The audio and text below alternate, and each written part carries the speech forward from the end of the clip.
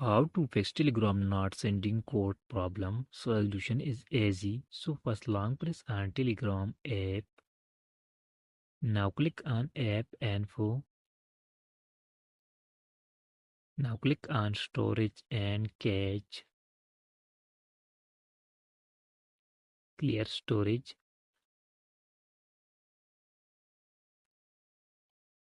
Now click on these three dots. Click on clear local database. Tap on clear. Now go back and click on permission. Now allow all permission one by one. After completing this process, go back. Now open Play Store. Go to search bar. Now type Telegram.